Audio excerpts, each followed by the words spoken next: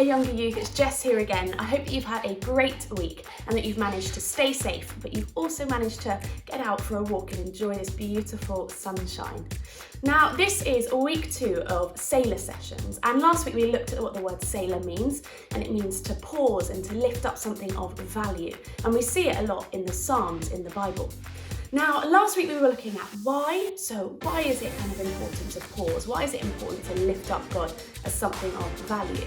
Now this week we're going to be exploring the question of how.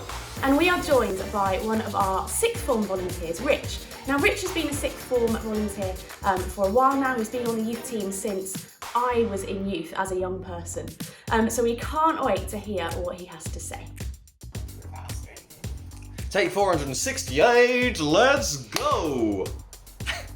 Hey, welcome to episode 2 of the Selah Sessions. For those who don't know me, my name's Rich, and I'm on the older youth volunteer team.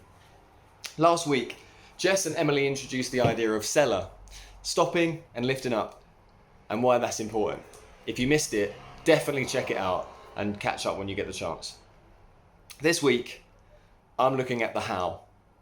It's by no means an exhaustive guide, but it is a starting point. We're living in crazy, never before seen times. How can we utilize it to pause and lift up?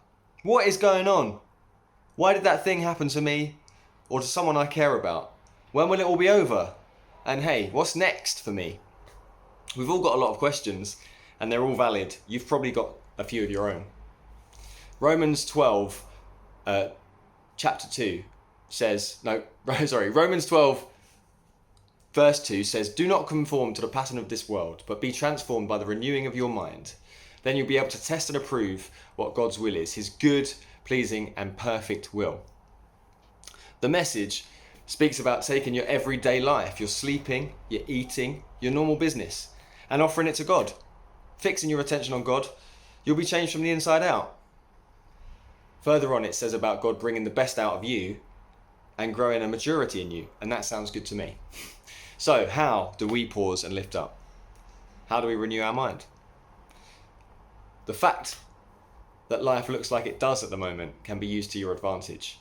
You're probably not at school and may have a bit more time on your hands. I know I definitely do. And that brings me to my first top tip. Top tip number 1, routine. Find a time that works for you and take a few minutes to spend intentionally with God. When are you most ready to read your Bible or pray? Or both?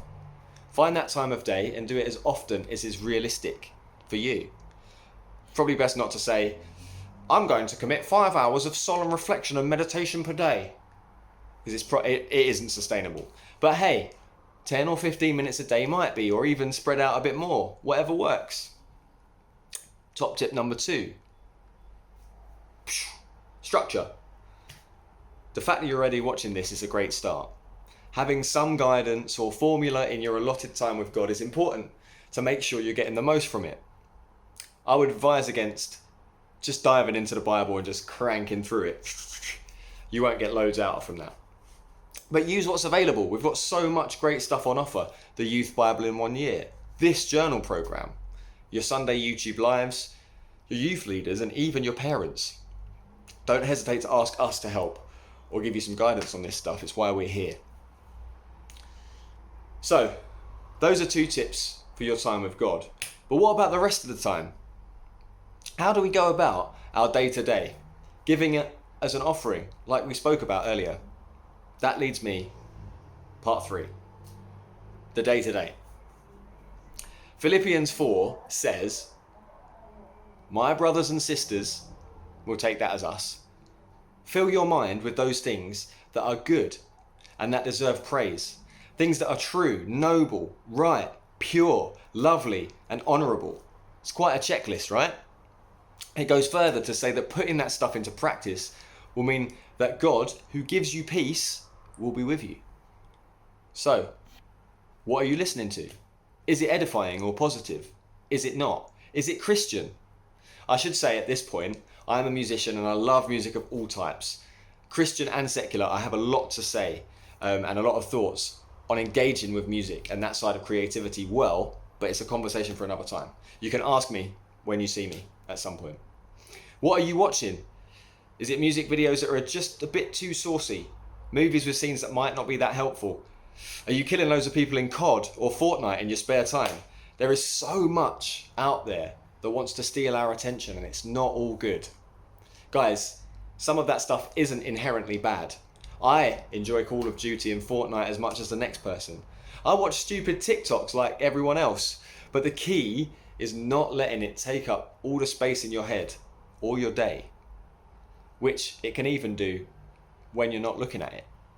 Your input affects your output. So, to recap, to find that Selah time, that time to stop and lift up, start with routine, the when and the where. Then structure, Youth Bible in 1 year, your year group leaders, Sunday YouTubes, or even you can think about joining Alpha. There's a new course starting this Wednesday. If you need more information, get in touch with the team and we can help you out. And finally, the key one. Look after the space in your head day to day. Fill it with stuff that isn't going to break you down or slow you down, but with stuff that edifies you, builds you up, and glorifies God, the one who created you. You'll find that as you grow new habits and start positive cycles, you'll be more in tune with God, His voice, and His plans and purposes for your life. And that's great.